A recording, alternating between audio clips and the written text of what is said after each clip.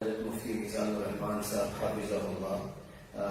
He's visiting US originally from Bangladesh.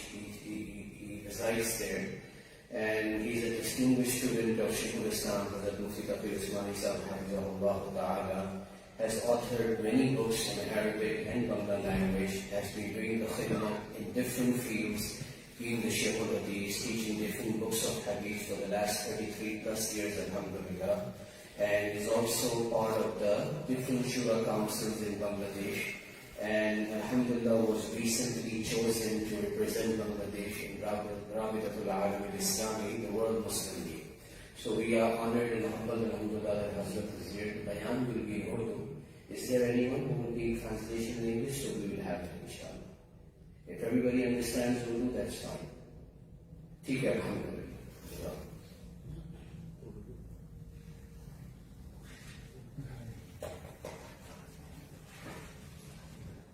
Allah. Assalamu alaikum wa rahmatullahi wa barakatuh.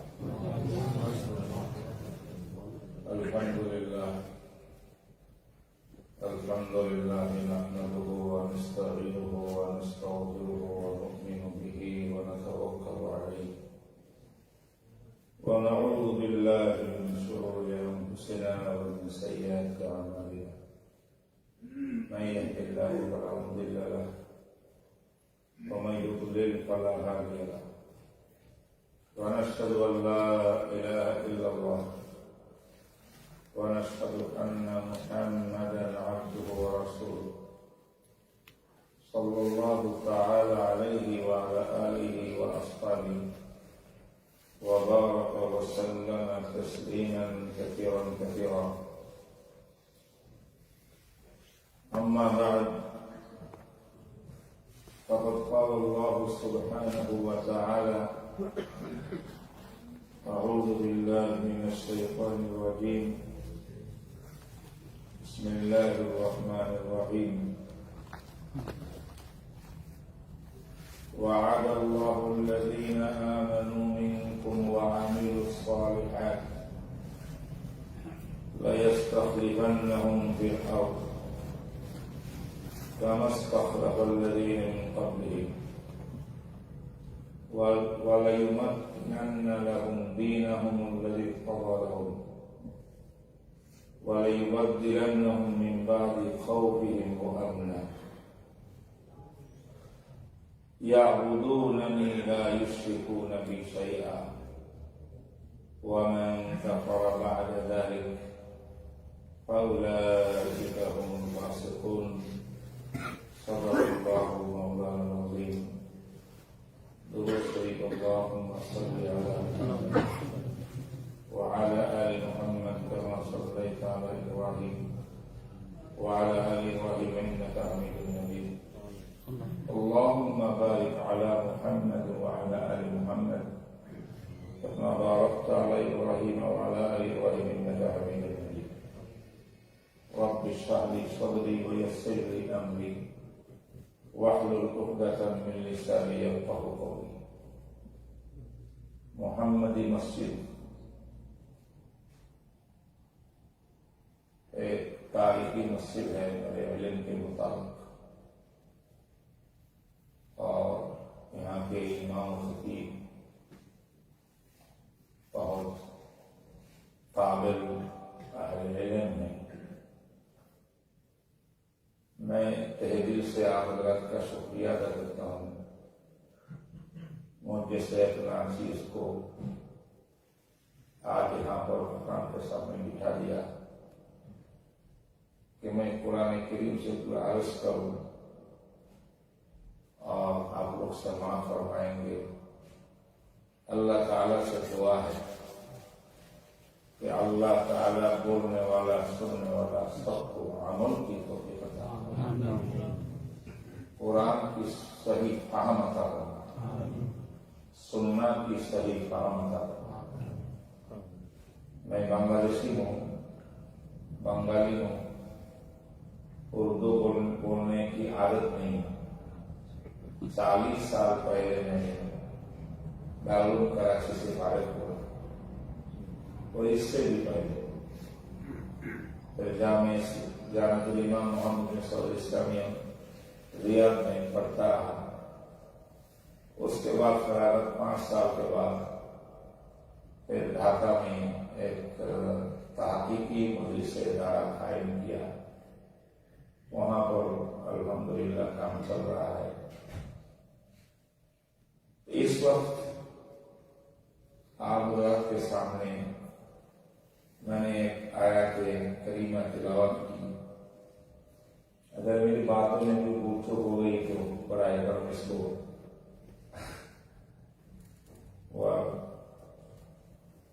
اپنے معاف کر دیجیے گا. لیکن اصل بات مفہوم ہے کہ کیا کہنا چاہتا ہوں. شاید کہتا الفاظ کے پیچھوں میں الجھتے نہیں جانا. اہل علم جو ہے الفاظ کی طرف نہیں دیکھتا، اصل مفہوم کی طرف دیکھتا. بات قرآن کی اللہ تعالیٰ قبول فرمائے، صحیح بات کرنے کی توفیق عطا فرمائے، اور جو ہمارے لیے نافع ہو وہی بات اللہ تعالیٰ ہوگا. یہ میں نے سورۃ النور کی 55 نمبر آیت 55 یہ آیت کریمہ میں نے تلاوت کی. سورۃ النور اس کا ترجمہ یہ ہے وعد اللہ الذین آمنوا منکم وعملوا الصالحات. اللہ تعالیٰ نے وعدہ کر لیا، پکا وعدہ. کس سے کیا؟ الذین آمنوا منکم، اے لوگ تم میں سے جو ایمان والے ہیں، وعملوا الصالحات اور نیک عمل کرنے والے ہیں. 2 صفت ہیں، ایک ایمان والے، ایک نیک عمل والے، عمل صالح والے. ان سے اللہ نے پکا وعدہ کر لیا ہے. کس بات کا وعدہ کیا؟ فرماتے لَيَسْتَخْلِفَنَّهُمْ فِي الْأَرْضِ، اللہ کی اس زمین میں اللہ کا خلیفہ، ایماندار عمل والوں کو اللہ تعالی بنائے گا، اور خلافت کی یہ ذمہ داری ان کی سبقتی ہے. سبحان اللہ. اللہ احکم الحاکمین ہے، رب العالمین ہے. ان کی خلافت، ان کی نیابت اس زمین کو انہوں نے تیار کیا. آسمان کو بنایا، چاند سورج کو بنایا، انسان بنایا، کہتے 18,000 مخلوقات بنائے.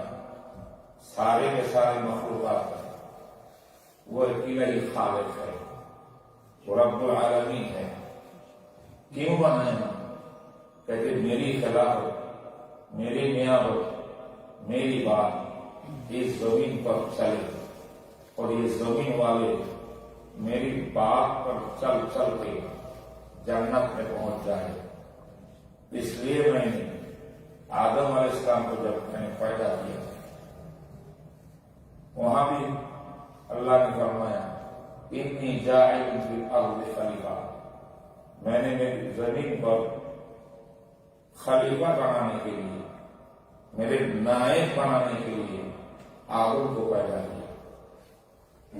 اس کے بعد آدم کے بعد جتنے انبیاء کرام دنیا میں تشریف لائے، ہر زمانے میں ہر ایک نبی رسول جن کی تعداد مسند احمد بن حنبل ایک حدیث کی بہت زبردست کتاب ہے، 40,000 احادیث اس کتاب میں موجود ہے. ایک کتاب تصنیف کیا ہے حضرت امام احمد بن حنبل نے، جو حنبلی مذہب کی امام مجتہد ہے، بہت زبردست محدث. انہوں نے 30,000 احادیث کا مجموعہ تیار کیا، اور ان کے وفات کے بعد ان کے صاحبزادہ عبداللہ ابن احمد نے 10,000 احادیث ان پر اضافہ کیا. مکمل 40,000 احادیث کا مجموع مسند احمد ہے. اس میں روایت آئی ہے کہ انبیاء علیہ السلام ان کی تعداد 1,24,000 ہے. اور اس حدیث میں بھی کچھ کلام ہے، لیکن حدیث بہرحال قابل قبول ہے. مگر 2 لاکھ والی حدیث ہمیں نہیں ملی. بہرحال انبیاء کرام میں 1,24,000 یہ تاریخ میں ہے، 2,24,000 جو بھی ہیں. سب کے سب انبیاء، سب کے سب نبی، سب کے سب رسول جناب باری تعالیٰ کا خلیفہ ہے اس زمین میں. سب سے پہلا خلیفہ آدم علیہ السلام اور آخری خلیفہ سید المرسلین رحمت العالم حضرت محمد رسول اللہ صلی اللہ علیہ وسلم. تو فرماتے ہیں کہ میں نے خلافت کو زمین میں قائم کرنے کے لیے انبیاء کرام بھیجے، اور آخری نبی جو نبیوں کی بھی نبی، امام الانبیاء، امام المتقین، رحمت اللہ العالمین، بشیرا و نذیرا و داعیا الی اللہ، ان کو میں نے آخری نبی بنایا. ان کی جو خلافت قائم کیا انہوں نے اللہ کی طرف سے خلافت کو نیابت. یہ خلافت قیامت تک چلتی رہے گی، 1 سیکنڈ کے لیے بند بھی نہیں ہوگا. اللہ کی نبی کی نبوت جتنے دور تک چلتی رہے گی، اللہ کی خلافت بھی چلتی رہے گی.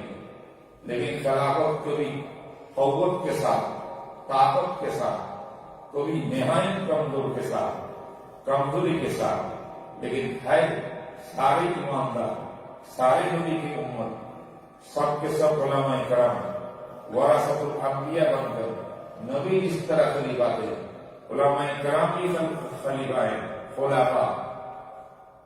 ایک حدیث آپ حضرات کو میں تلاوت کر سناتا ہوں.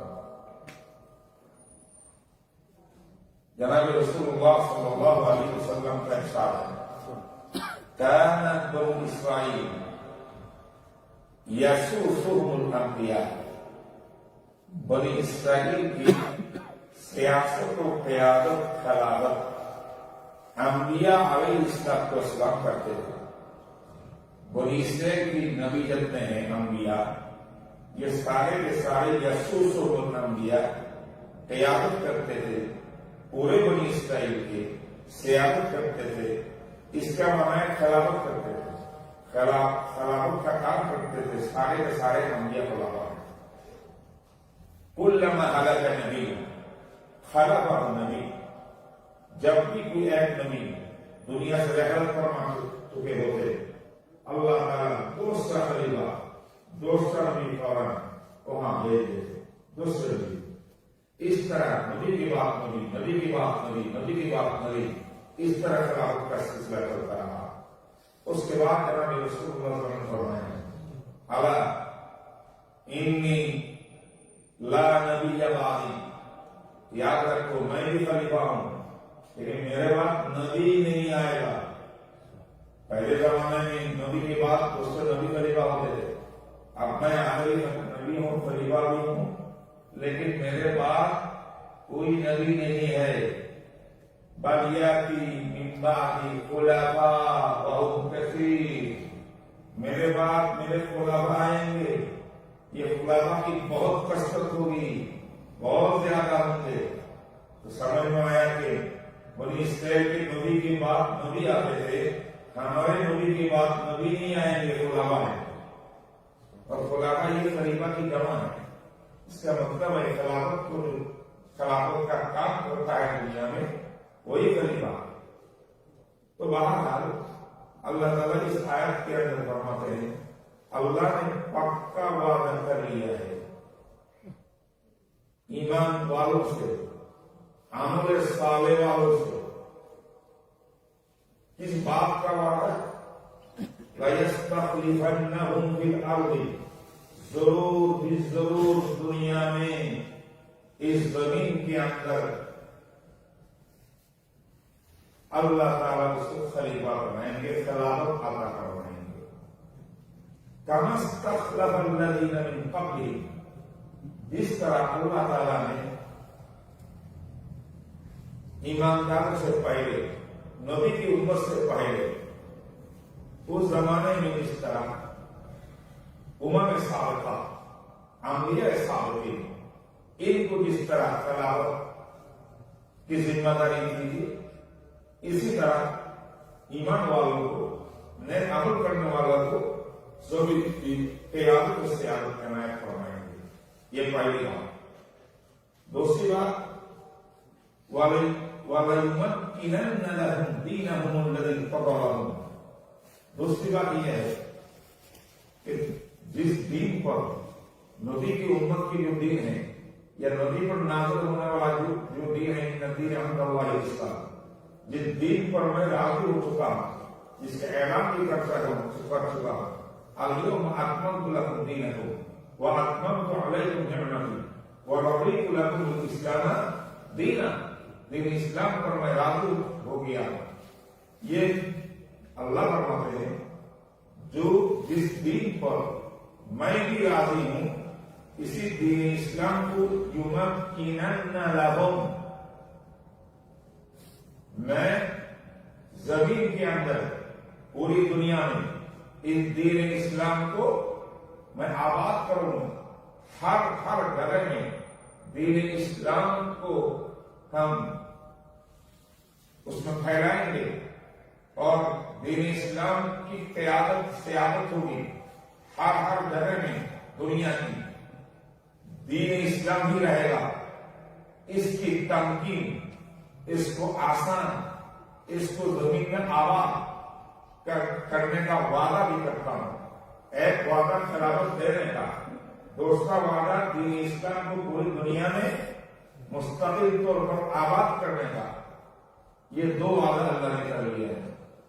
اس کے بعد تیسری بات، وَلَيُبَدِّلَنَّهُم مِّن بَعْدِ خَوْفِهِمْ أَمْنًا، اور یہ بھی یاد رکھو میرا وعدہ ہے۔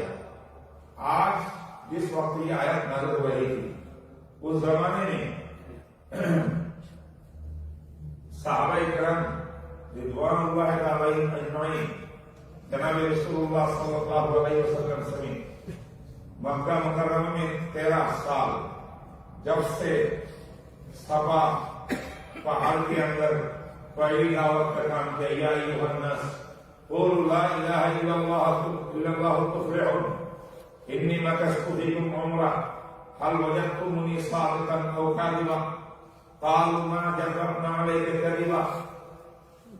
جب اللہ کی دعوت، پہلی دعوت توحید کی دعوت دی، اس دن سے ہجرت تک، بلکہ ہجرت کے بعد بھی اہل مکہ ہمیشہ سرکار صلی اللہ علیہ وسلم پر، ان کے متابعین پر زیادتی، دہشت گردی کرتے تھے، ظلم و ستم ڈھاتے تھے۔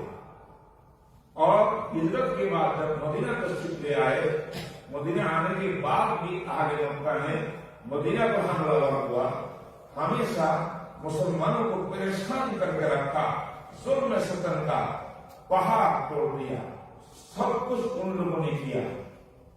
کہتے تم لوگ ابھی ہمیشہ خوف میں ہو کہ کسی کی طرف سے حملہ ہو جائے گا، کسی کی حملہ ہو جائے گا، ادھر سے بھی ہو سکتا ہے، ادھر سے بھی ہو سکتا ہے، خوف کے اندر تو زندگی بسر کر رہے ہو۔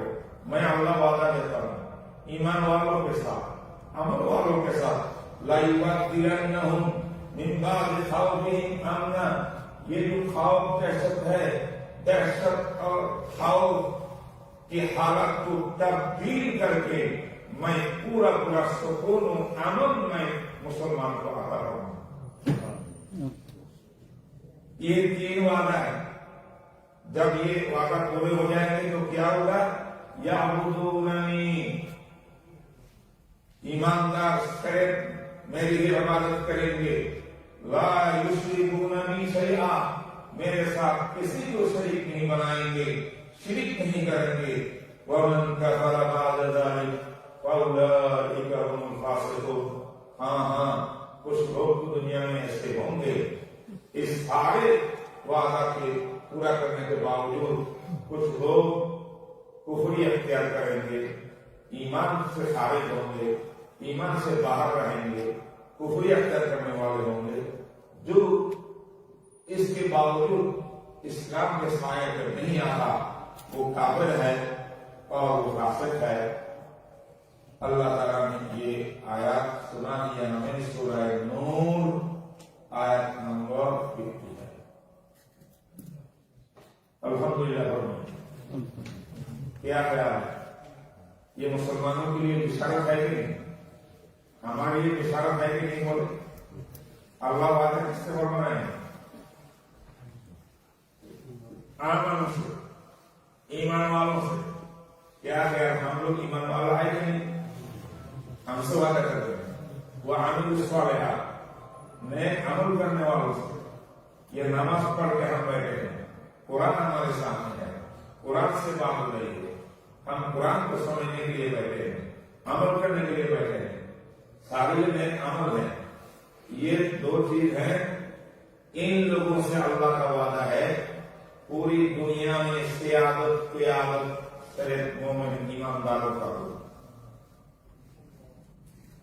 اور دین اسلام تمام ادیان باطلہ کے اوپر رہے گا، اور یہ دین اس زمین پر مضبوطی سے آباد ہوگا۔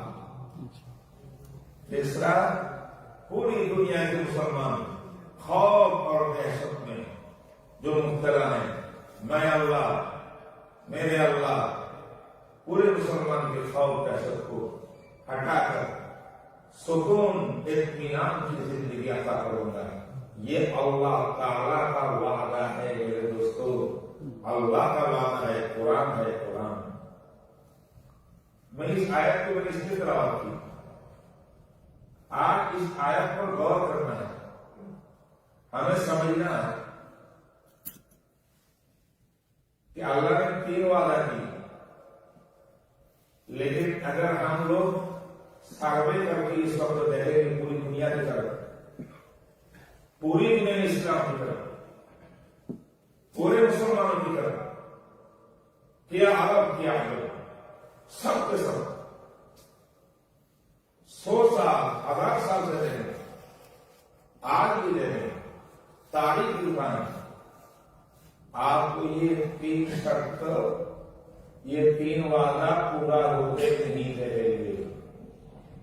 نہ مسلمانوں کی قیادت ہے دنیا میں، قیادت تو سپریم پاور تو اور ہے، مسلم امہ سپریم پاور نہیں، بلکہ سپریم پاور تو کچھ اور ہے۔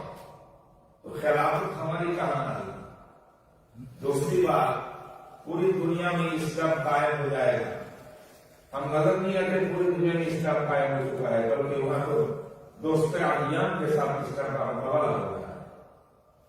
پھر سب سے بڑی بات، دہشت اور کیا کہتے ہیں خوف پریشانی کی زندگی نہیں رہے گی، مسلمان کی زندگی سکون اطمینان کی زندگی ہوگی۔ کوئی خوف نہیں ہوگا کسی کا، نہ کسی سے ڈر ہوگا، نہ کچھ ہوگا۔ یہ سارا وعدہ اللہ تعالیٰ فرما رہے ہیں۔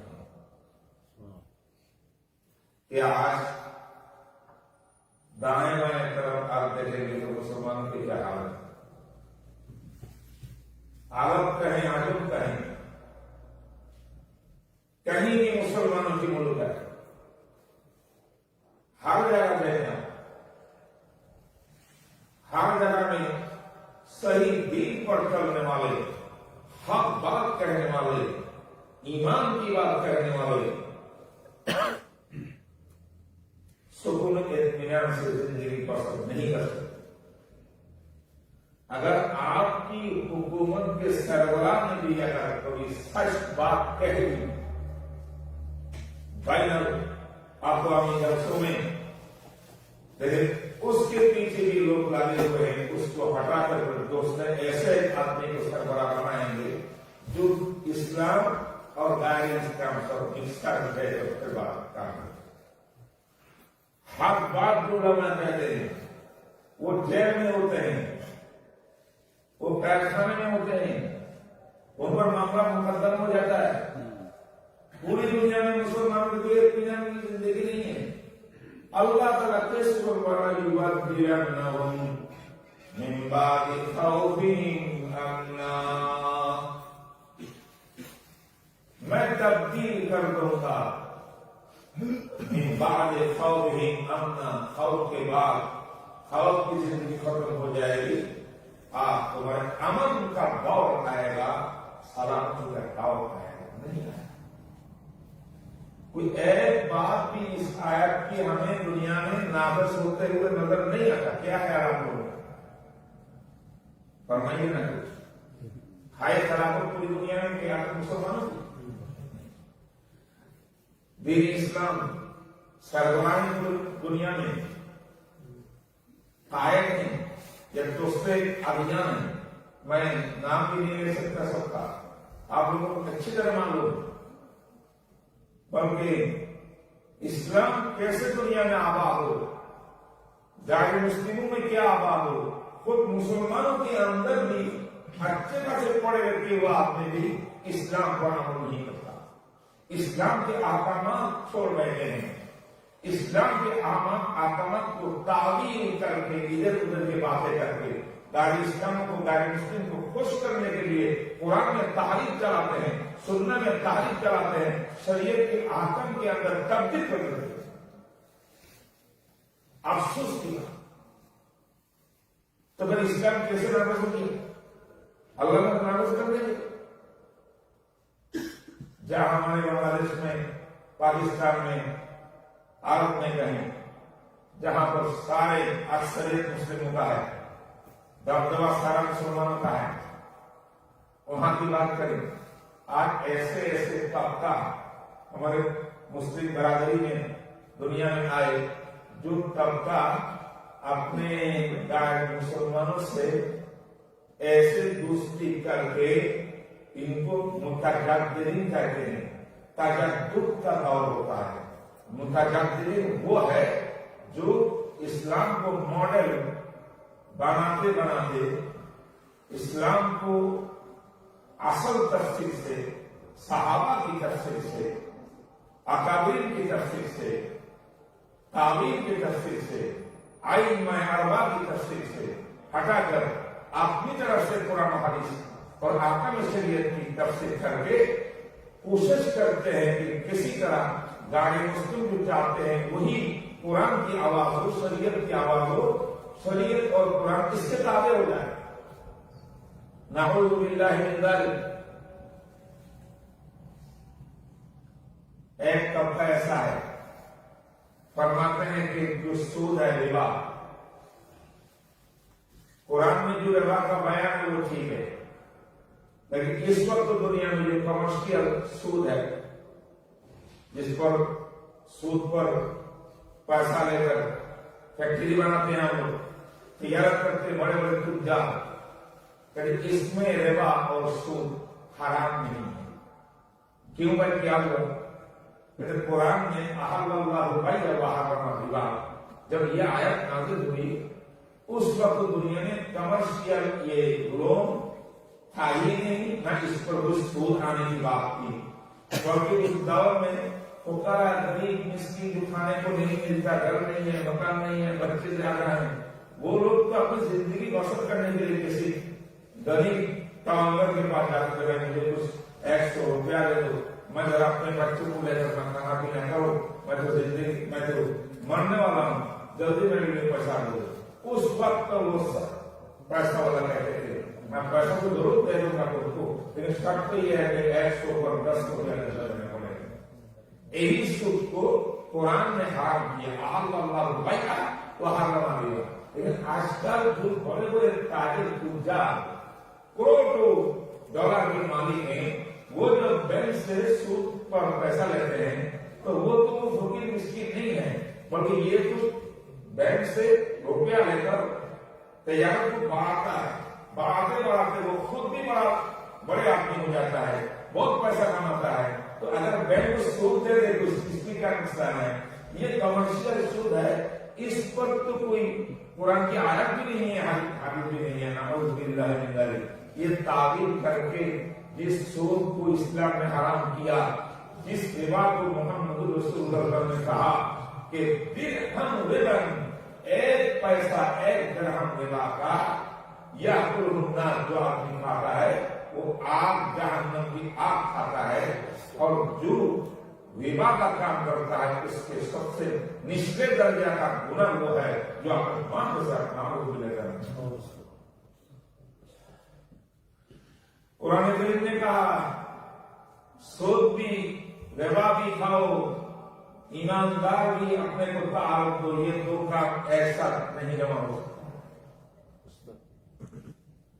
یا ایھا الذین آمنوا ذروا ما بقی من الربا ان کنتم تؤمنون، ان کنتم مؤمنین، اگر مومن ہو، ذروا ما بقی من الربا، چھوڑو ربا کے کاروبار کو، سود کے کاروبار کو چھوڑو۔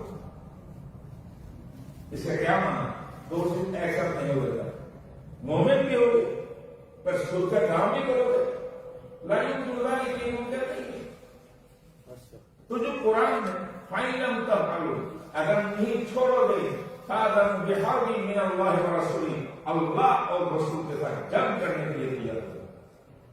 اتنا بڑا اتنی بڑی تنبیہ اللہ کی طرف سے، آپ اس سود کو جائز کرنے کے لیے، دائرہ مسلم کو خوش کرنے کے لیے، ان سے اپنی آواز کو آواز دلانے کے لیے یہ تعبیر شروع کرتے ہیں کہ قرآن نے حدیث کے اندر جو ربا کو حرام کیا وہ آج کل کا یہ ربا نہیں ہے، وہ ربا اور ہے، وہ سود اور ہے، یہ تو کمرشیل ہے، یہ تو جائز ہے۔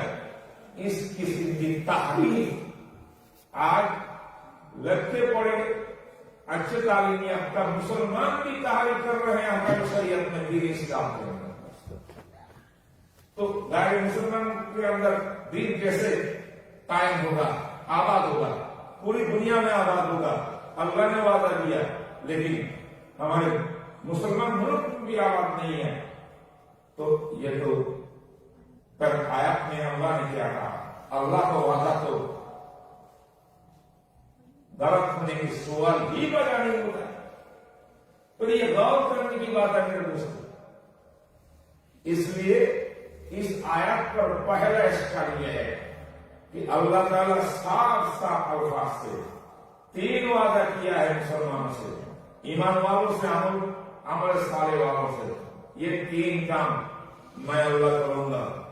اگر یہ وعدہ ہے، سوال یہ ہے کہ آج کل نہیں بلکہ ہزار سالوں سے ہماری نالج میں، ہماری نظر میں ایک وعدہ بھی پورا ہوتا ہوا نظر نہیں آ رہا۔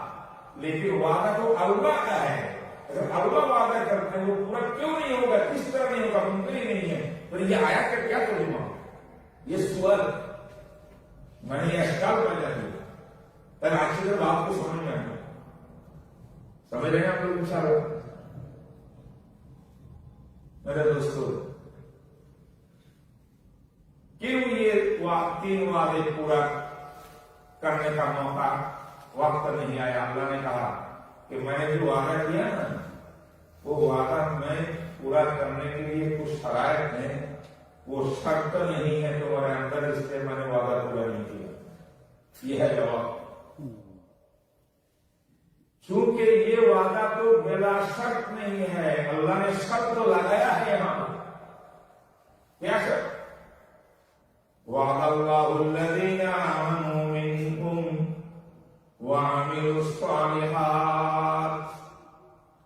دو شرطیں، ایک ایمان کی شرط ہے، ایک عمل صالح کی شرط ہے۔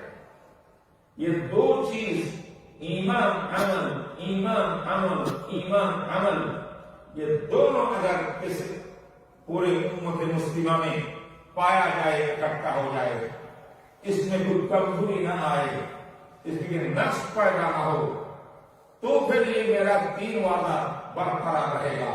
لیکن جب دنیا میں مسلمان ان شرط میں، ایمان میں کمزوری پیدا ہو جائے گی، کمزوری ہو جائے گی، عمل صالح نہیں رہے گا، پھر جو یہ میرا وعدہ اس وقت آپ کو پورا نظر آئے گا. لہذا اللہ تعالیٰ فرماتے ہیں کہ یہی بات ہے کہ ایمان کی شرط لگایا, عمل صالح کا شرط لگایا. آج مسلمان کیسے ہیں؟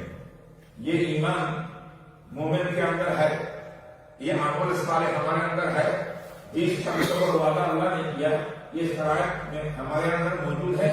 اس بارے میں سرکار دو عالم صلی اللہ علیہ وسلم نے 1,500 روپئے ایک حدیث عطا فرمایا, حدیث بیان کیا. وہ حدیث گویا کہ اس طرح ہے, اللہ اکبر, گویا کہ آج کا یہ دور اللہ کے نبی کے سامنے آئینہ کی طرح اس طرح ہے. دیکھ دیکھ کے اللہ کے نبی بیان فرمائے, اللہ کے نبی کے سامنے فرمائے یوسف الامم, میرے امت پر ایسا ایک دور آئے گا, ان تدع علیکم کما دعت العاقلۃ او اکلۃ الى اصحابها. قیل ومن قلۃ نحن یا رسول اللہ, قال لا بل انتم کثیر ولكنكم غثاء كغثاء السيل لينزعن الله من قلوب عدوكم المهابة ويقذفن الله في قلوبكم الوهن. قيل ما الوهن يا رسول الله؟ قال حب الدنيا وكراهية الموت, أو كما قال رسول الله صلی اللہ علیہ وسلم. ایک زبردست حدیث ہے, آپ لوگ سنے ہیں کہ بار بار میں آج تذکرہ کر رہا ہوں تاکہ اس آیت پر ہماری بات پوری ہو جائے. اللہ کے رسول نے فرمایا انقریب ایسا زمانہ میرے امت پر آئے گا, ایسا زمانہ میرے امت پر آئے گا کہ امت کی مثال دسترخوان ٹیبل کا وہ کھانا جیسا ہوگا. ٹیبل پر کھانا رکھتے ہیں اور پھر کھانے والے مہمانوں کو بلاتے ہیں, آپ 2 بائٹ دیا, باقی جو ادھر ہیں ایک دوسرے کو بلانے میں آؤ جلدی آؤ, کھانا تیار ہے, ٹھنڈا ہو جائے گا, جلدی جلدی کھا لو. اللہ کے رسول یہ تشبیہ دے کر فرماتے ہیں میرے امت کی حالت بھی اس قسم کے کھانا جیسا ہو جائے گا. اس کو کھانے کے لیے, امت کو کھانے کے لیے, امت کی طاقت کو کھانے کے لیے, امت کی ایمان کو برباد کرنے کے لیے, امت کے اعمال کو برباد کرنے کے لیے پورے دنیا کے لوگ دسترخوان کے کھانا کی طرح ایک دوسرے کو بلاتے رہیں گے. سب مل ملا کے تمام غیر مسلمین اکٹھا ہو کر اجتماعیت کے ساتھ میرے امت کو کھائے جائیں گے. انا للہ یوشک الامم ان تدع علیکم کما تدع اکلۃ الى اصحابها. صحابہ کرام یہ بات سن کر سب بہت ہی متاثر ہوئے, یہ رسول اللہ, ہم تو آپ کے وہ غلام ہیں. صرف 313 تھے بدر میں, 1000 لوگوں کو ہم نے ناکام بنایا. ایک آدمی کی ایمان سب کے برابر ہے. پوری دنیا ہم سے گھبراتا ہے, عمر کے نام سنتا ہے, خالد بن ولید کا نام سنتا ہے, نیک بھی حرام ہو جاتا ہے ان لوگوں کا. آپ نے جو ایسا ہمیں ثابت بنایا, وہ کون سا زمانہ ہوگا؟ آپ کی امتی, ہم جیسے امتی ہوں گے اور پوری دنیا کے غیر مسلمین دسترخوان کے کھانا کی طرح اس سب کو کھا جائیں گے. کیا بات ہے, آمین. قلت نحن یا رسول اللہ, کیا ایسا تو نہیں ہے جس زمانے کی بات آپ فرما رہے ہیں, ہو سکتا ہے اس زمانے میں آپ کی امت تھوڑی سی رہ جائیں گے دنیا میں, گنتی نہیں کی برابر, تھوڑی سی قلت. شاید یہی وجہ ہو, یہی وجہ ہو. اللہ کے رسول نے فرمایا میرے صحابہ ایسا نہیں, بل انتم کثیر. آج 1.5 لاکھ میرے امت ہیں رسول کے زمانے میں، میں جس زمانے کی بات کرتا ہوں اس زمانے میں 250 کروڑ مسلمان بھی ہوں گے۔ اس وقت مسلمان کی تعداد کتنی ہے؟ 2 کروڑ 50 لاکھ، 2.5 کروڑ کیا ہے مسلمان؟ بات آئیے کسی ہے کہ نہیں، زیادہ ہے کہ نہیں؟ کہاں مسلمان؟ صرف 1.5 لاکھ۔ اللہ اکبر، اللہ اکبر۔ ساکر والوں گھر میں فرمایا بل کثیر یوم دن کثیر، بہت سارے امت ہوں گے، تعداد میں گنتی میں امتی کم نہیں ہے، کوالٹی میں مشکل ہے، کوانٹٹی ٹھیک ہے، بہت زیادہ۔ قالوا امن قلة نحن یا رسول اللہ قال بل انتم یومئذ کثیر۔ سوال پیدا ہوتا ہے کس طرح ایسا ہوگا؟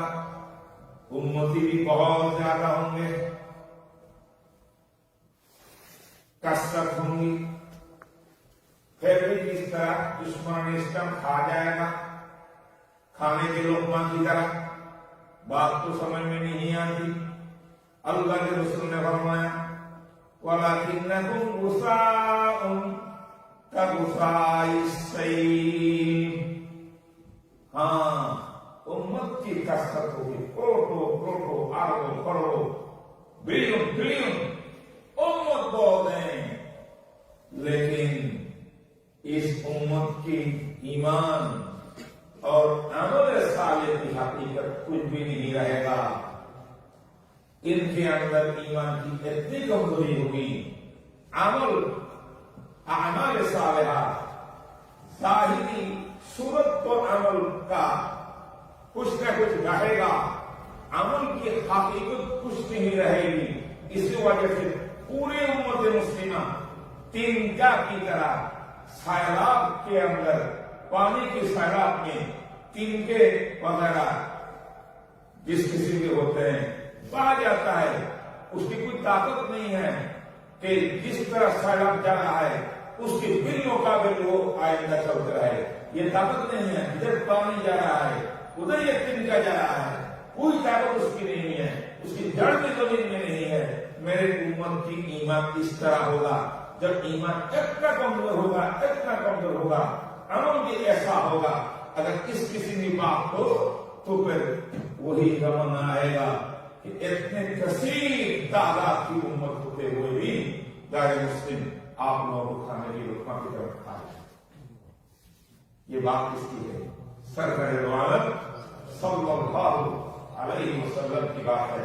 میرے دوستو، میں تو کہتا ہوں اس قسم کی بات جو ہزاروں سال کے بعد دنیا میں آئے گی، بات کرنے والا 1500 سال پہلے کہہ رہے ہیں، یہ بات جو کہہ سکتے ہیں، یہ کہنے والا دلیل اس بات پر ہے کہ وہ نبی ہوتا ہے، کسی غیر نبی کی طرف سے یہ بات کوئی نہیں سکتا۔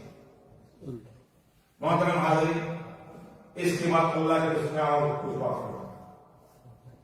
اللہ کے رسول نے فرمایا تمہاری ایمان کی کمزوری کی وجہ سے، عمل کی حقیقت مفقود ہونے کی وجہ سے 2 کام ہوگا۔ ایک کام یہ ہے لَيَنزِعَنَّ اللَّهُ مِن قُلُوبِ عَدُوِّكُمُ الْمَحَبَّةَ مِنكُمْ۔ اللہ تعالیٰ نے مجھے رسول بنایا، 5-6 خصوصیت عنایت فرمائی۔ ایک میں سے ایک خصوصیت یہ ہے کہ میرے رعب مسیرۃ شہری، میرے رعب خوف دشمنوں کو 1 مہینے کی راستہ کر دشمن 2 ہوتے، وہاں بھی میرا حکم بن جاتا۔ لیکن ایسا ہی زمانہ آئے گا غیر مسلم تم کو پرواہ نہیں کرے گا، ڈرے گا نہیں۔ اللہ تعالی دشمنان اسلام کے قلب سے، دل سے مسلمانوں کی محابت رعب اٹھا دے گا۔ آپ مسلمانوں کو پرواہ کے پاس نہیں۔ صحابہ کرام کے دور کی بات، اصلیت صحابہ پڑھی، مولانا یوسف صاحب رحمۃ اللہ علیہ نے حکایت صحابہ لکھا، آپ لوگ پڑھتے ہیں ماشاءاللہ، یہاں دعوت کے مرکز بھی ہے، میں نے سنا، اللہ کا شکر ہے۔ اب پڑھیے صحابہ کرام کی زندگی، وہ کیا تھے، میں تو سب بات یہ نہیں کہہ سکتا، بس یہ ہے کہ ایک روک تھا مسلمان کا، دبدبا تھا، بس مسلمان آ رہا ہے، کھلا آ رہا ہے، ایک بات کافی تھی۔ لیکن وہ زمانہ جب آئے گا، اللہ نے فرمایا تمہاری ایمان کی کمزوری، عمل کی کمزوری کی وجہ سے میں اللہ دشمنوں کی طرف سے تمہارے روگ کو ہٹا دوں گا۔ دوسرے یہ ہے وَلَيَغْفَرْنَ اللَّهُ بِقُلُوبِكُمُ الْوَهْنَ، تمہاری قلب کے اندر وہن نامی ایک بیماری بھی پیدا کر دوں گا، وہن ڈال دوں گا، وہن ڈال دوں گا تمہارے قلوب میں۔ صحابہ نے فرمایا یا رسول اللہ وہن کیسے؟ ایک تو دشمنان اسلام کی طرف سے روگ بڑھائیں گے اور ہماری طرف سے قلوب کے اندر، قلب کے اندر وہن ڈال دیں گے۔ میں وہن یا رسول اللہ، بات سمجھ میں نہیں آئی یا رسول اللہ وہن کیا ہے؟ اللہ کے رسول نے فرمایا یہ جو بیماری ہے وہن تمہارے مسلمان قلب میں ہوتی ہوا ہے حب الدنیا، حب الدنیا وکراہیت الموت، تمہارے قلب کے اندر دنیا کی محبت رہے گی، اللہ اور رسول دین اسلام کے محبت بعد میں، پہلے دنیا کی محبت تمہارے دل کو میں جلا دے گی، اور تم دین کے لیے قربانی دینے کے لیے تیار نہیں ہوگے۔ اگر دین ختم ہو رہا ہے، اسلام ختم ہو رہا ہے، مسلم امہ ختم ہو رہا ہے، تم اپنے آنکھوں سے دیکھ رہے ہو، تم ادھر بیٹھ جاؤ گے کہتے ہیں بس ان کا اپنا معاملہ ہے، ہم اس کو نظر بھی نہیں کریں گے، اگر ہم اس طرف دیکھیں گے نا تو پھر مصیبت مجھ پر بھی آئے گی، اس قسم کا صورت تیار ہوگی۔ کوئی مظلوم کے ساتھ کھڑے ہونے والا نہیں ملے گا، ہر ایک اپنے عہدہ کے لیے، اپنے کرسی کے لیے، اپنی عزت کے لیے، اپنے مال کے لیے، اپنے دولت کمانے کے لیے اتنا غلام ہو جائے گا دنیا کا کہ مظلوم مسلمان دنیا میں قتل ہو رہے ہوں گے، ان کے خون بہ رہے ہوں گے، لیکن تم لوگ مظلوم کے ساتھ نہیں رہو گے، ظالم کے ساتھ اپنی آواز ملاؤ گے۔ کیوں؟ موت کی ڈر سے۔ اگر ہم مظلوم کے ساتھ مظلومیت کی بات کریں گے تو میں بھی مر جاؤں گا، مجھے بھی مار ڈالیں گے، یہ موت حب الدنیا وکراہیت الموت، یہ دو چیز اس کے مجموعہ کا نام وہن ہے۔ یہ وہن نامی بیماری تمہارے دل میں پیدا ہوگی، اگر یہ پیدا ہوگی تو یہ حالت ہوں گے، تم لوگ تنکے کی طرح بہا جاؤ گے۔ تمہاری ایک بات صرف یہ ہے ایمان میں نقص ہے، عمل صالح میں نقص ہے۔ میرے دوست احباب، میرے خیال میں بات کچھ نہ کچھ سمجھ میں آ گئی ہے کہ کس وجہ سے اللہ تعالیٰ کا وعدہ کیا ہوا یہ تین چیز ہمیں اس وقت دنیا میں امت مسلمہ کو کیوں نہیں مل رہا ہے؟ یہ وعدے اس لیے نہیں ہے کہ اس وعدہ بلا شرط نہیں تھا، وعدہ مع شرط تھا۔ جو شرط تھا آمنوا منکم وعملوا الصالحات، وہ شرط ہمارے پاس نہیں ہے۔ شرط مفقود ہے تو مشروط بھی مفقود ہے، شرط نہیں ہے مشروط بھی نہیں ملے گا، شرط نہیں ہے ایمان عمل میں کمتی ہے تو یہ وعدے بھی کوئی نہیں۔ بات تو پوری ہوگی، لیکن آج سمجھنے کی بات صرف یہ ہے کس طرح ہماری ایمان کمزور ہے، کس طرح ہمارے عمل صالح کیا۔ ہم نماز نہیں پڑھتے، ہم دین کے کام نہیں کرتے، دعوت کا بھی ہم نہیں کرتے، قرآن کی تلاوت ہم نہیں کرتے، بچے کو حافظ قرآن بناتے ہیں، خود مسجد میں چاندہ دیتے ہیں، مسجد کی طرف دیکھتے ہیں، اور دنیا میں جہاں جہاں بھی دین کا کام ہو بہت سارے لوگ آج کل مل جائیں گے جو دین کے لیے اپنی اپنی قربانیاں دے رہے ہیں۔ تو ایمان کیا ہے جس ایمان کے لیے ہمیں یہ وعدے اللہ کا نہیں مل رہے ہیں؟ وہ ایمان تھوڑی سی آپ کو ایک حدیث سے میں اس کو وضاحت کرنا چاہتا ہوں. آپ کو تکلیف تو نہیں ہوئی؟ میرے دوست عزیز، ایک حدیث ہے مسند بزار میں، مسند احمد بن حنبل میں ایک حدیث رہی ہے کہ حارثہ ابن نعمان، حارثہ بن نعمان، کسی نے کہا حارثہ بن مالک، باپ کا نام چاہے مالک ہو چاہے نعمان ہو، بیٹا کا نام حارثہ. ان کا واقعہ صحابی رسول صلی اللہ علیہ وسلم بڑے نبی کی پاک کے عاشق تھے اور اپنی ماں کی اور عاشق تھا. ہمیں والدہ بہت سارے قصے ہیں. تو ایک دن وہ جا رہے تھے کہیں، ایسا ہی مدینہ منورہ راستے میں سرکار دو عالم صلی اللہ علیہ وسلم کی اس طرف سے آ رہے تھے. دونوں راستے میں نکلتے ہوئے اللہ کے رسول کا السلام علیکم یا رسول اللہ یا نبی اللہ. اللہ کے رسول نے سوال کا جواب دیا، پھر کہا یا حارثہ کیف اصبحت، جس طرح ہم کہتے ہیں بھائی کیا حال ہے، صبح کیسے ہوا، گڈ مارننگ. اللہ کے نبی نے کہا کیف اصبحت حارثہ، تم نے صبح کیسے کیا اور کیا حال ہے. اللہ کے نبی جب حال پوچھتے ہیں سب سے پہلے اپنے ایمان باطن کی حال پوچھتے ہیں، ظاہر ہے ہر بات پوچھتے ہیں. تو حارثہ نے ایک اللہ کے نبی کے سامنے پڑھا دیا، کہہ دیا کہ یا رسول اللہ اصبحت مومنا حقا، اصبحت مومنا حقا، یا نبی اللہ یا رسول اللہ میں بالکل سچ پکا ایماندار ہو کے میں صبح کیا ہوں، کام کیا. سبحان اللہ. اللہ کے نبی نے کہا ماشاء اللہ، حارثہ کو اپنے ایمان پکا کرنے کا دعویٰ کر لیا ہے. اگرچہ تمام صحابہ کرام پکا مومن تھے، ایمان کے اندر ذرا برابر بھی کوئی کمی نہیں تھی، لیکن نبی کے سامنے، استاد کے سامنے، رسول کے سامنے اس کا دعویٰ کرنا تھوڑا سا اس میں وہ لگتا ہے. اللہ کے رسول نے ما تقول یا حارثہ، یا حارثہ تم نے کیا کہہ دیا، سوچا بھی ہے کیا کہہ دیا تم نے. بالکل برحق ایماندار پکا، اس کیس میں بات کرتا ہے. سنو ان لکل شیء حقیقت وما حقیقت ایمان صلی اللہ علیہ وسلم. اللہ کے رسول نے فرمایا سنو، ہر چیز کی، ہر عمل کا، ہر حکم کا ایک ظاہری کوئی ہوتا ہے، ایک حقیقت ہوتا ہے. سبحان اللہ.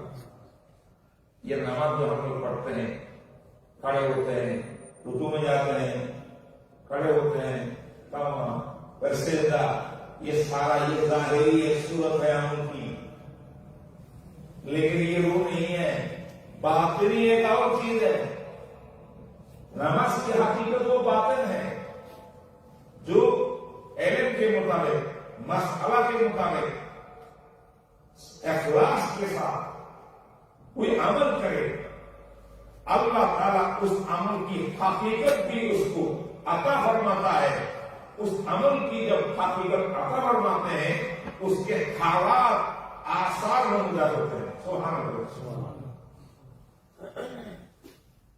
تو انہوں نے کہا تم نے ایمان کی اتنی بڑی بات کہی کہ میں پوچھتا ہوں ما حقیقت ایمان کا، بولو تمہاری ایمان کس طرح ہے، تمہاری ایمان کی حقیقت کیا ہے. ایمان تو یہ نہیں ہے آمنت باللہ، میں نے ایمان لایا اللہ پر، میں نے ایمان لایا اللہ کے صفات پر، اللہ کے اسماء پر، فرشتوں پر، نبیوں پر، کتابوں پر، تقدیر پر، آخرت پر.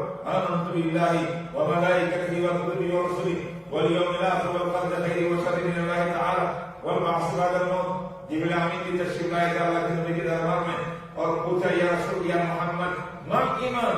قال النبی صلی اللہ علیہ وسلم الایمان ان تؤمن باللہ وملائکتہ وکتبہ ورسلہ الی آخر. حدیث جبریل کہتے ہیں اس کو بخاری شریف میں. یہ جو حدیث ہے اس کا ہمارا قابل نے ایک کلمہ بنا کر ہم کو سکھایا مکتب کے اندر، چونکہ جو گائے عالم ہیں وہ سارے قرآن کے اندر حدیث کی جگہ میں کہاں کا ان مسائل کو ڈھونڈیں گے. وہ قرآن حدیث سے لے کر اس کو کلمہ بنا دیا ایمان تاکہ ایمان کس پر ضروری ہے یہ سارے بات ہمارے سامنے ہے.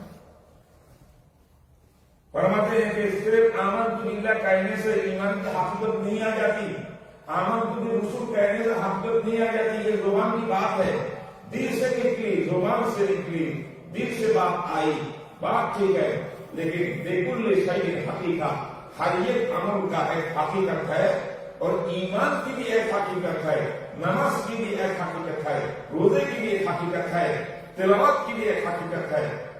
اب بتاؤ تمہارے ایمان کی حقیقت کیا ہے؟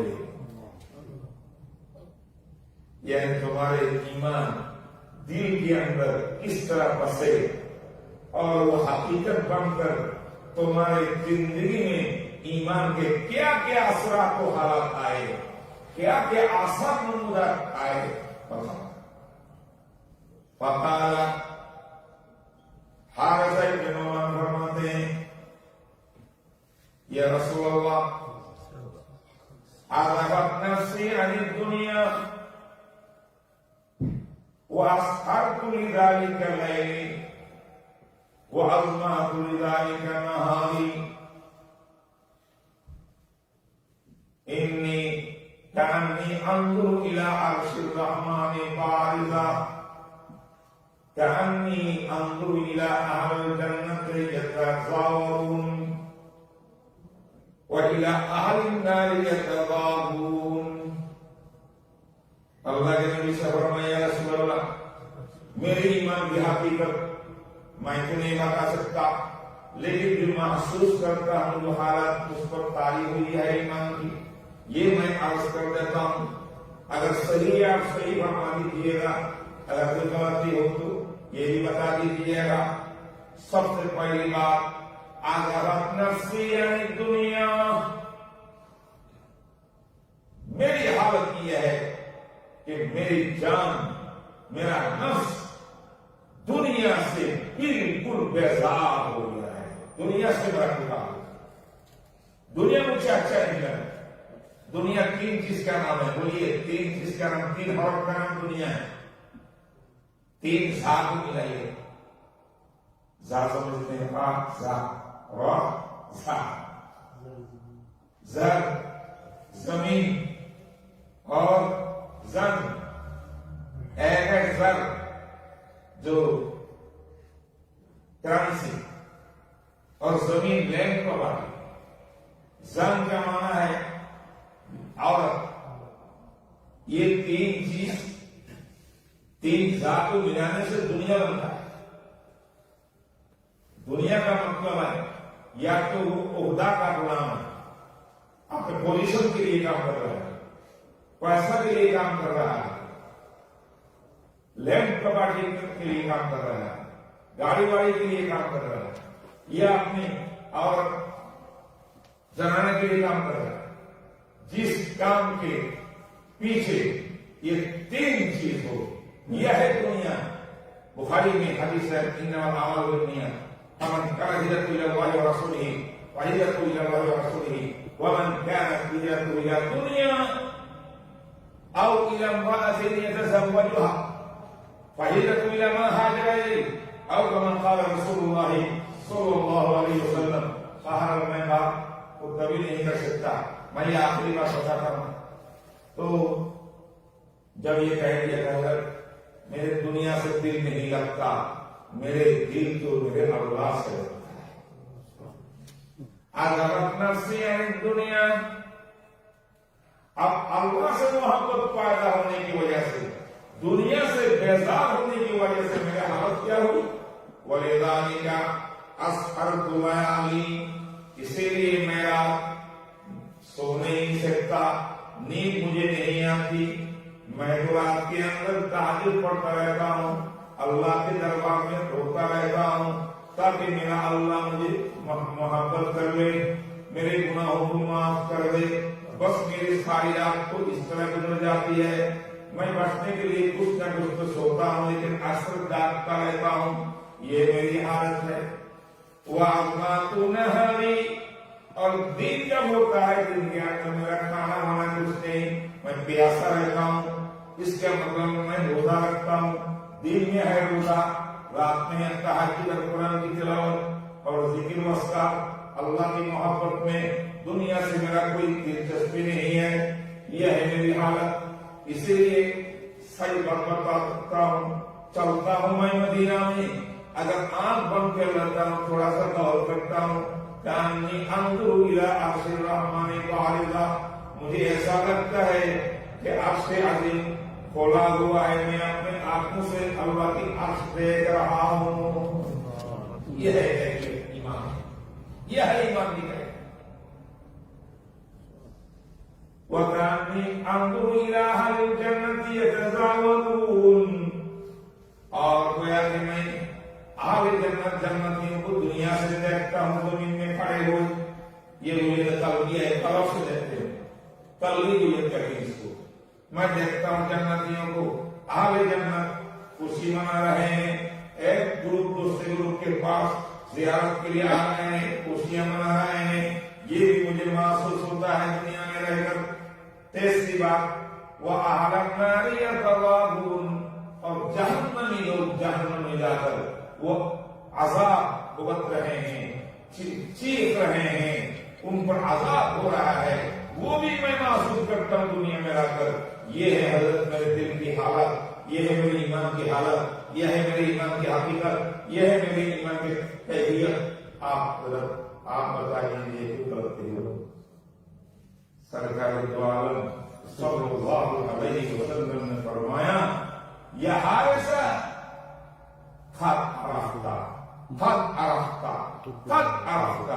تین مرتبہ فرمایا۔ اس کا معنی ہے حادثہ، تم نے اللہ کی معرفت حاصل کر لی، اللہ کی معرفت حاصل کر لی، اللہ کی معرفت حاصل کر لی۔ ہر دن اسی حالت پر قائم رہو، اس کو پکڑ کے رکھو کہ تمہاری ایمان میں دبتی نہ آئے۔ سبحان اللہ۔ حدیث کی بات روایت میں اس کے بعد یہ بھی آیا ہے، سرکار دو عالم صلی اللہ علیہ وسلم نے فرمایا کہ یہ جو آدمی ہے عائشہ، اس کے دل کو اللہ نے ایمان سے بھرپور۔ میرے دوستو، ایک حدیث میں اسے سنایا، ہمارے اللہ شعلی خانوی رحمت اللہ علیہ، حکیم الامت جانتے ہوں گے آپ لوگ، میرا شیخ مرشد حضرت خانوی کے عقیدہ طریقہ شاہ عبداللہ بخش صاحب رحمت اللہ علیہ، جو آخری چراغ حضرت خانوی کی، وہ میرے شیخ اور مجلس منیجر اس وقت کو شیخ ہے، ان کے انتخاب کے بعد میرے استاد کی۔ بہرحال حضرت خانوی نے ایک مرتبہ ملحوظات پڑھ رہے ہیں اپنے متعلقین کے سامنے، ایک ڈاکیا آ کر ایک خط دے دیا حضرت کو، دیکھا یہ خط آیا ہے حضرت شیخ عبدالغنی پھولپوری رحمۃ اللہ علیہ۔ سبحان اللہ، عبدالغنی پھولپوری یہ زبردست اللہ والے ہیں، معذرت بولی ہیں، یہ حضرت خانوی رحمۃ اللہ علیہ کے خلیفہ میں سے، تو اپنے شیخ کے پاس خط دیکھا اپنے حالات سے، جب خط کھول کے پڑھا، پڑھنے کے بعد حضرت فرماتے ہیں، بھائی یہ خط آیا ہے، اس لائق ہے کہ میں آپ حضرت کے سامنے اس خط کے مضمون پڑھ کے سنا۔ خانوی کبھی ایسا نہیں کرتے، اپنے شیخ کو علیحدہ پڑھتے ہیں، لوگوں کو سناتے نہیں، لیکن یہ ایسا بڑا عجیب خط ہے، ایسے بڑے آدمی کا خط ہے کہ میں چاہتا ہوں کہ یہ تمہارے سامنے پڑھ کے سنا۔ تو حضرت نے پڑھا سب کے خانوی سے، اس میں ایک وقت یہ تھا، حضرت آپ کی برکت اور دعاؤں سے میری یہ حالت ہے، عبدالغنی پھولپوری رحمۃ اللہ علیہ لکھتے ہیں، یہ حالت ہے میں چلتا ہوں اس زمین میں، لیکن ایسا لگتا ہے گویا کہ میں جنت میں آخرت میں چل رہا ہوں۔ یہ لفظ میرے استاد علامہ تقی اسماعیل نے بھی نقل کیا اور بڑے بڑے علماء نے نقل کیا۔ یہ بات تو بات نقل کرنے کے بعد خانوی رحمۃ اللہ علیہ نے حکیم الامت نے کہ اچھا ہم نے لکھ بھی لیا وہاں پہ، کہتے تمہیں یہ بھی سنا ہوا ہے کیا لکھا، یہ بھی سن لو، یہ راز ہے اپنے شیخ اور مرید کے مابین، لیکن آج خاص رہا ہے۔ کہتے میں نے یہ لکھا بھی، کیا لکھا؟ میں نے لکھا ہے کہ یہ جو مقام ہے یہ مقام صدیقیت ہے، سبحان اللہ، مقام صدیق ہے، انبیاء کرام کے بعد مقام صدیق کا ہے، اس کے بعد شہداء کا ہے، اس کے بعد اللہ کے ولیوں کا ہے، صالحین کا ہے۔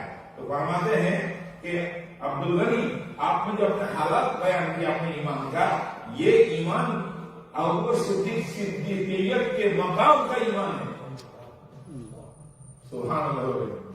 میرے دوستو ایمان کی بات کہیں، گھنٹہ پر گھنٹہ کہتے رہیں، احادیث لائیے، قرآن لائیے، بات ختم نہیں ہوگی، لیکن ایک بات آج سمجھنے کی ہے، میں تذکرہ کر رہا ہوں کہ اصل بات ہمارے ایمان کی کمزوری کہاں ہے، پوری امت کی ایمان کی کمزوری کہاں ہے اور عمل کی کمزوری کہاں ہے۔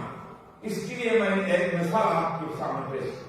اللہ اکبر، اللہ اکبر، عجیب۔ ارے بھائی صحابہ کرام کی بات کو کیا کہیں، ان کی ایمان تو اس طرح تھے کہ پڑھتے تھے آمنت باللہ، جب آمنت باللہ فرماتے تھے اس وقت اپنے دل کی بصیرت سے، آئینہ سے، آنکھوں سے اللہ کی دیدار کی معرفت کرتے تھے۔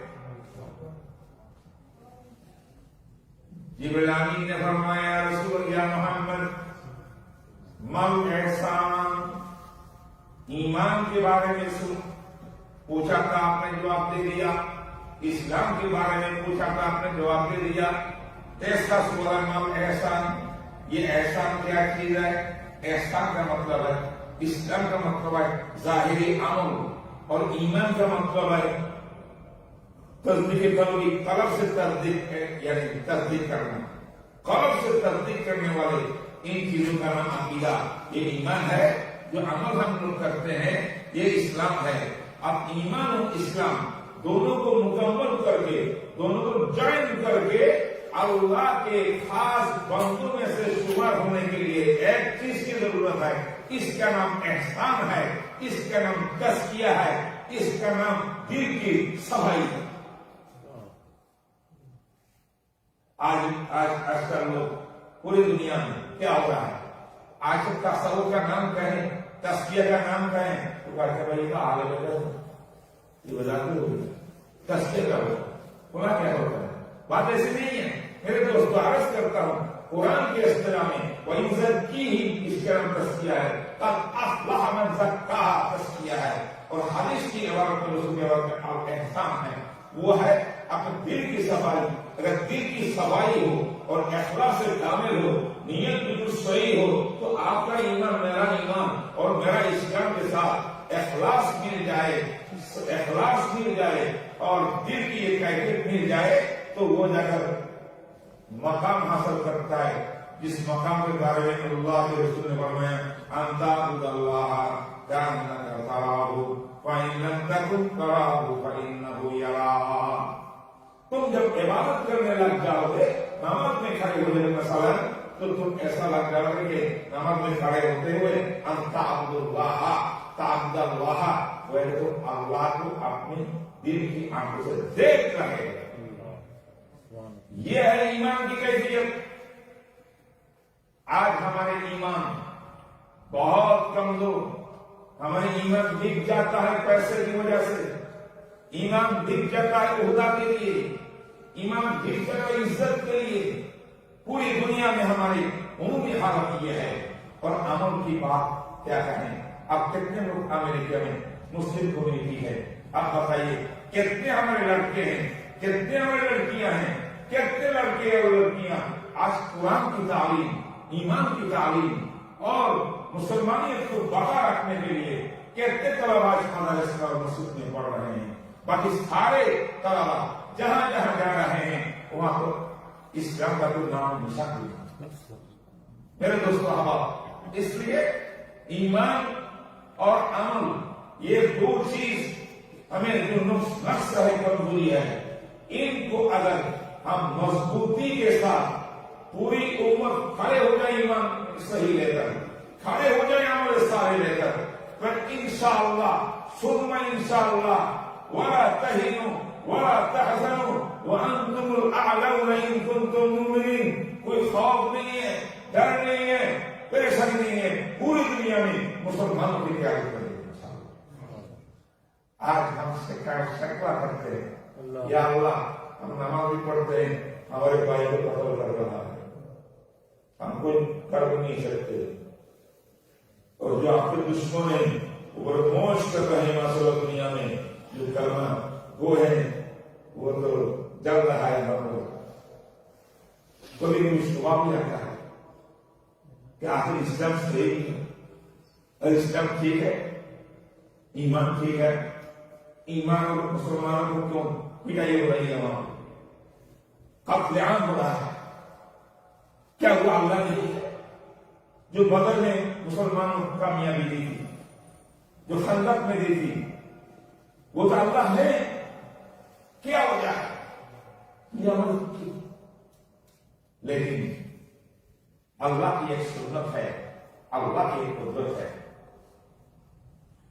اللہ فرماتے ہیں میرا سنت یہ ہے، میں کر سکتا ہوں پوری دنیا میں مسلمانوں کو، ابھی میں دے سکتا ہوں پوری خلافت پوری دنیا میں، یعنی میں اسلام کو میں نافذ کر سکتا، لیکن میری قدرت سے میں کام نہیں لیتا.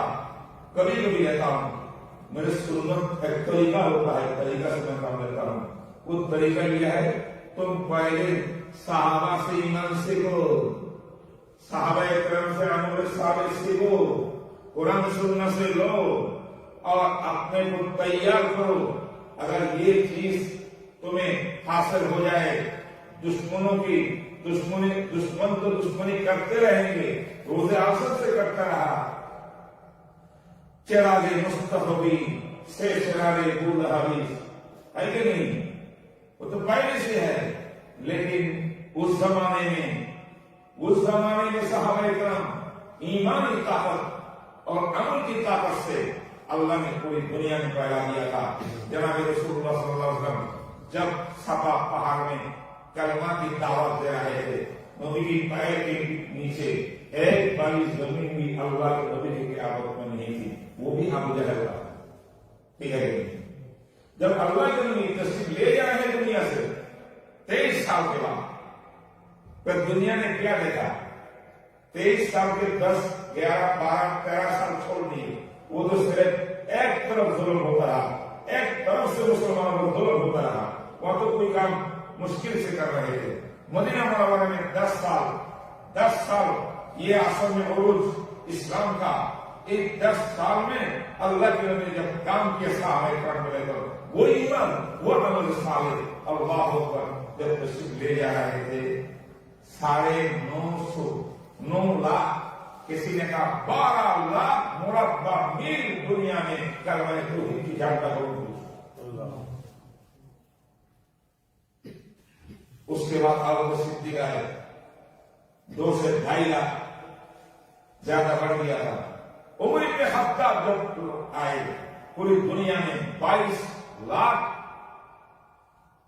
مربع میل سے بھی دنیا زیادہ دنیا تک لا الہ الا اللہ محمد رسول اللہ. یہ تیزی دین پھیلنے کا وہ کس طرح آیا؟ ایمان کی طاقت سے اور عمل صالح کی طاقت سے. یہ دو ہمارے پاس نہیں ہے. ہم کہتے ہیں ہم تو بڑے ٹھیک ہے، صرف دشمن اسلام کی مصیبت ہے. ہاں دشمن تو دشمن ہے، لیکن اصل جو ہے ہماری کمزوری کی وجہ سے اللہ تعالیٰ ہمیں امتحان میں ڈال دیے. اسے ڈاکٹر اقبال نے خوب کہا،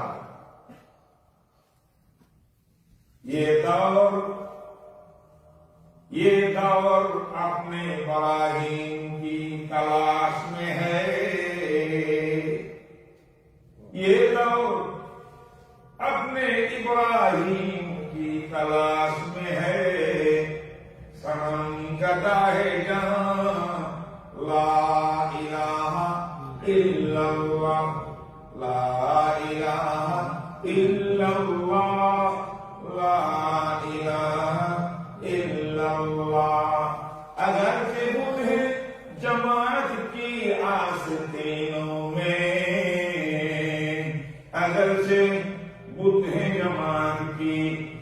آستینوں میں مجھے ہے حکم عزا لا الہ الا اللہ لا الہ الا اللہ لا الہ الا اللہ. یہ کلمہ فصل گلو لالا کا نہیں پابند. یہ کلمہ یہ نعمان فصل گلو لالا کا نہیں پابند. بہار ہو کے خزاں لا الہ الا اللہ لا الہ الا اللہ لا الہ الا اللہ محمد رسول اللہ صلی اللہ علیہ وسلم.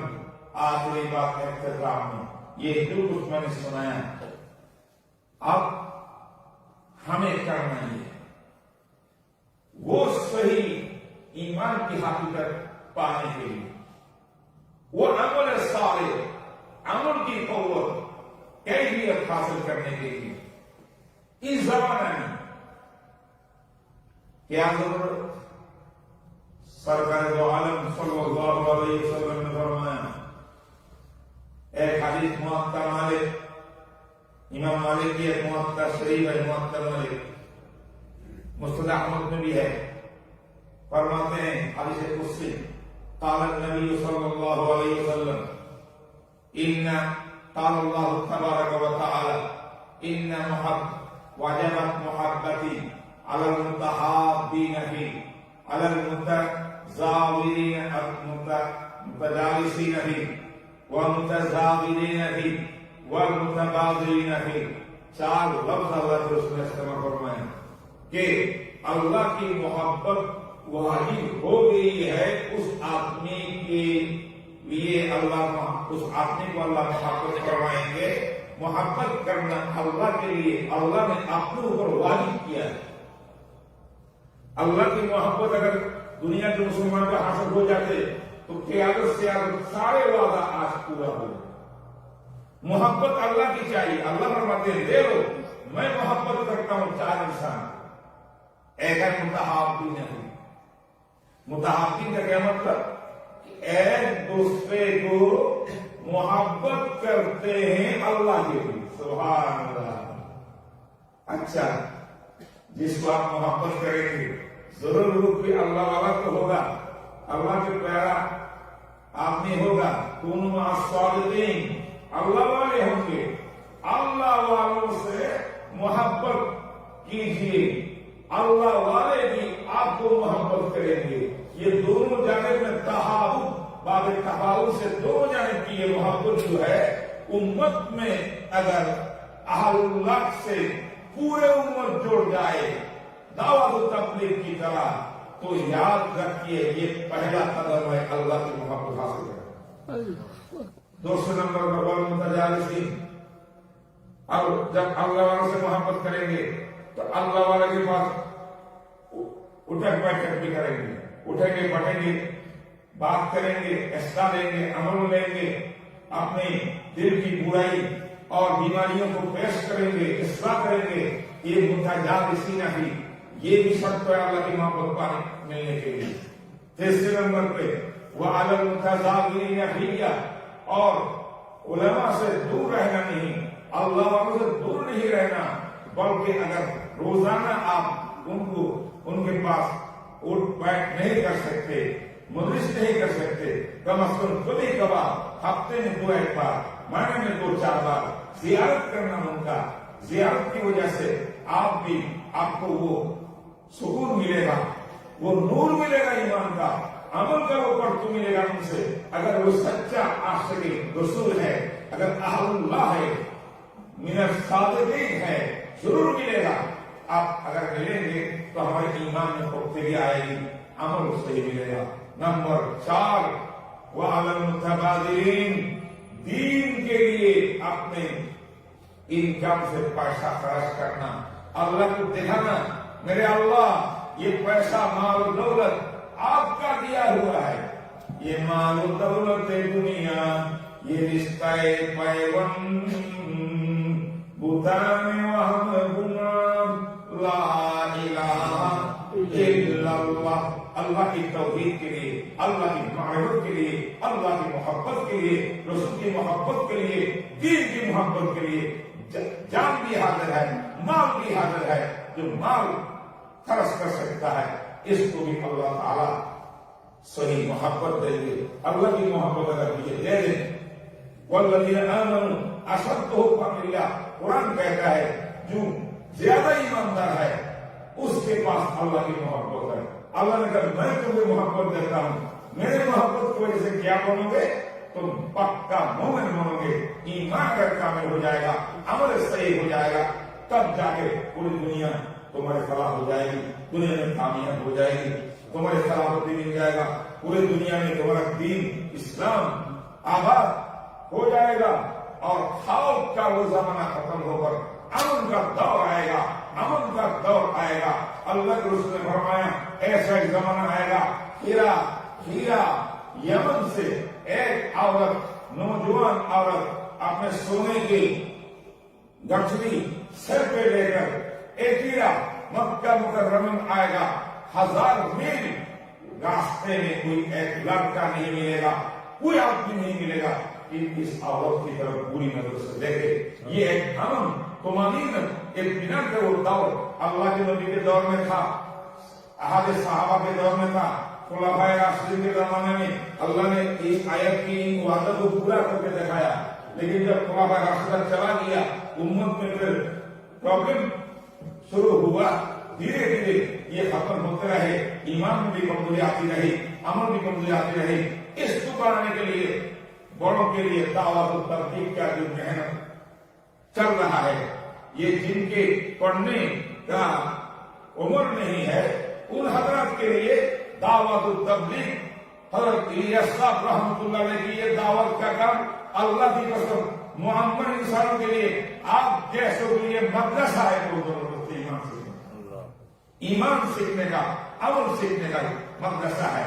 لیکن یاد رکھیں حضرت الیاس صاحب رحمۃ اللہ علیہ، حضرت الیاس صاحب رحمۃ اللہ نے بتایا کہ مدرسہ سے عمل اور ایمان وجود میں آتا ہے، دعوت و تبلیغ سے ایمان و عمل ظہور میں آتا ہے، اور اللہ والے خانقاہ والوں سے ایمان و عمل قبول ہوتا ہے. سبحان اللہ. ایمان و عمل کو قبول کرنے کے لیے اللہ والوں کی صحبت چاہیے. اور ایمان عمل فائدہ کہاں ہوگا؟ سیکھیں گے کہاں؟ مدرسہ میں، قرآن میں، حدیث میں، دینی تعلیم میں. اب دعوت کا کام کیا ہے؟ ظاہر کرنا. ظاہر کرنے سے حضرت شاہ عالم صاحب رحمۃ اللہ علیہ اجل خلیفہ خانوی کا ان کا ایک واقعہ ہے. وہ کسی اپنے مرید کے پاس گیا تھا دعوت میں، تو ان کا فیکٹری تھا، بسکٹ کا فیکٹری، بسکٹ تیار ہوتا ہے. تو ان کو دکھایا حضرت یہ دیکھیں میرا بسکٹ تیار ہو رہا ہے، ایک آدمی آٹا ڈال رہا ہے، ایک آدمی پانی ڈال رہا ہے، ایک آدمی یہ کر رہا ہے، وہ لوگ یہ کر رہے ہیں، صاف بن کے بعد میں لیبل لگ رہا ہے، پیکٹ ہو رہا ہے، سب دکھایا. حضرت کو دعا دی اس کو. اس کے بعد حضرت نے فرمایا میری ایک بات سن، یہ جو تم نے 4-5 گروپ کر کے آدمی کو کھڑا کر دیا فیکٹری میں، خالی کا والا کام ہے. اگر ایک بھی گروپ وہاں کھڑے ہو کے اپنی ذمہ داری ادا نہ کرے، پانی ڈالنے والا پانی نہ ڈالے، یا آٹا ڈالنے والا آٹا نہ ڈالے، کیا بسکٹ تیار ہوا؟ بالکل نہیں ہو. تو پھر آپ نے کیا کیا کہ ہر ایک کا کام ادا دیا، اپنے اپنے ذمہ داری کھڑے ہو کر ادا کر رہے ہیں. ایک بھی یہ نہیں کہہ رہے بھائی میں نہیں کروں گا تم کرو، بلکہ سب ایک دوسرے کے تعاون کر رہا ہے، ایک دوسرے کا مساعدہ تعاون کر رہا ہے. ہر ایک کو معلوم ہے کہ میں اگر اپنے جگہ سے ہٹ جاؤں بسکٹ نہیں ہوگا. حضرت نے فرمایا کہ دین اسلام بھی اس طرح بسکٹ ہے. دین اگر تیار کرنا ہے، ایمان عمل اگر بنانا ہے، تو اس کے لیے بہت سارے شعبے ہیں. ایک دوسرے کے مساعد معاون ہیں، ایک دوسرے کے دشمن نہیں ہیں. मुखालिफ नहीं है, तबलीग वालों की भी जरूरत है, खाने का वालों की जरूरत है, और दावत दूसरे काम करने वाले दुश्मन के मुकाबला में उसकी भी जरूरत है, और इधर कुरान पढ़ने वाले की भी जरूरत है। तालीम हो, खाने का हो, दावत तबलीग हो, खुला हो, ये सारे दीन इस्लाम के शोबे हैं, सब अपना अपना जिम्मेदारी अदा कर रहे हैं। सब जिम्मेदारी अगर सही तरह अदा करे तो इस्लाम पैदा हो।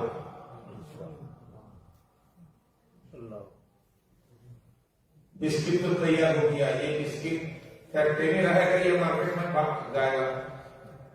मार्केट में बिस्किट को ले जाने वाला कौन है? दावा के दोस्तों हैं।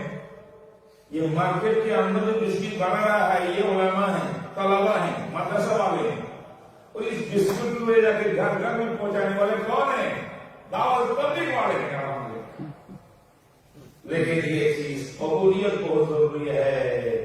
कबूल किस तरह होता है? वो अखलाक चाहिए, वो दिल की कैफियत चाहिए, वो लिल्लाहियत चाहिए, अल्लाह की मोहब्बत चाहिए।